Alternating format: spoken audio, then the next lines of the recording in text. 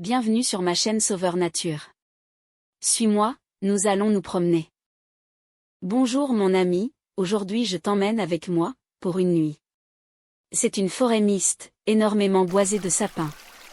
Mes fils, Félicien et Alexis, ont déposé une caméra de chasse pendant toute une nuit dans une forêt du Grand Est. Et belle surprise, ma caméra a filmé des animaux encore absents de mon bestiaire. La qualité des images n'est pas top, j'avais trop peur de me faire voler la caméra, donc j'ai sacrifié la moins bonne. Je regrette, qui se promènerait la nuit au milieu des bois? Ah oui, mes fils y sont bien, eux. Le seul appât pour attirer les animaux devant la caméra est des bouts de pin, disposés près d'un petit ruisseau. C'est un petit ruisseau qui coule dans la forêt, surtout qu'il avait plu quelques jours plus tôt. En été il se tarit et ne persiste que de petites mares. On voit au fond un arbre couché, déraciné. Sans doute arrivé lors d'un orage. D'ici on ne voit que le dessous des racines. Et sous cette souche, une petite mare s'est formée. Aucune précaution particulière n'a été prise, mes fils ne sont pas des plus discrets lorsqu'ils font une randonnée. Je ne mets pas les images dans l'ordre chronologique histoire de te tenir en haleine jusqu'à la fin du reportage.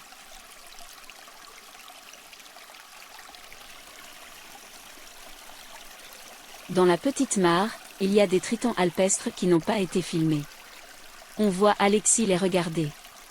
Mais Félicien les a photographiés pour nous. Ils sont beaux, n'est-ce pas? L'habitat du triton alpestre est dans l'Europe de l'Est. On les reconnaît grâce à leur ventre orange vif. C'est un amphibien. Il mesure 12 cm. Il se nourrit d'insectes, de vers et de têtards. Les têtards sont les bébés des grenouilles. Le triton alpestre est un animal protégé. Regarde bien ce gros insecte qui vole en premier plan, ne regarde pas au fond, nous reviendrons plus tard sur cet autre animal. C'est une libellule. Elle passe quelquefois devant la caméra. Une libellule qui chasse la nuit, la seule en France. J'ai dû faire des recherches, les insectes ne sont pas mon dada. C'est une aègne paisible. Elle chasse au-dessus du petit ruisseau. D'après la carte de répartition, il n'y en aurait pas dans ma région. Mais je prouve le contraire, sauf erreur. C'est une libellule. Mes fils l'avaient vu virevolter en posant la caméra. Il fait chaud de plus en plus tôt dans ma région, dès avril on peut ôter le manteau. La voici en photo. Elle est belle et majestueuse.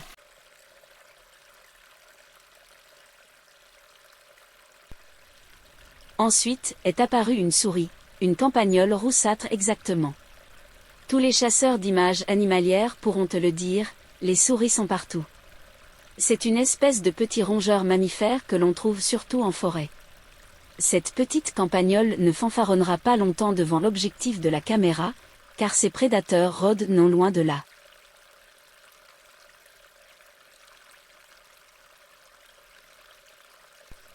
Arrive en redelinant, un petit blaireau gourmand, venant certainement s'abreuver au ruisseau. Il a profité de l'aubaine pour casser la croûte de petits bouts de pain. Et il est revenu plusieurs fois, l'occasion étant trop belle. Le blaireau est un mammifère de la famille des mustélidés, comme la fouine. Il est omnivore. Omnivore veut dire qu'il mange de tout, comme nous les humains. Il mesure 71 cm de long environ, et 30 cm de haut, pour un poids d'environ 12 kg. Celui-ci n'est pas très gros, c'est soit une femelle, ou soit un jeune de l'année dernière. On trouve cet animal en toute l'Europe, et une petite partie de l'Asie. Il est actif la nuit en général. Il vit dans un terrier, d'ailleurs le blaireau est un très grand terrassier. Son terrier peut atteindre 15 mètres de long, en labyrinthe pouvant faire 300 mètres, à une profondeur de 3 ou 4 mètres. Il fait plusieurs entrées, au minimum 5. Le terrier est transmis de génération en génération. C'est un animal fascinant. Et très utile à l'écosystème. Il peut manger des charognes, et dissémine les graines lorsqu'il mange des fruits, en éparpillant les graines non digérées dans leur caca. Ah mais qu'elle est belle! Je reste les bras ballants. Voici qu'arrive une martre des pins. Elle ressemble à la fouine physiquement, mais sa taille et son pelage sont différents. Elle fait partie de la famille des mustélidés, comme la fouine et le blaireau. Ils sont cousins. La martre des pins est un mammifère, elle allaite ses petits. Je vais t'expliquer la différence entre les deux espèces martre et fouine. Comme cela tu les reconnaîtras toi aussi. Ce n'est pas évident, mais à force d'observation, on arrive à les différencier. Regarde les taches devant leur cou. Pour la fouine, son plastron blanc descend sur les pattes avant. Pour la martre, son plastron beige, que l'on voit en blanc avec la lumière infrarouge, ne descend pas sur ses pattes. La martre est un peu plus grosse que la fouine. Aussi, la fouine vit volontiers proche des habitations.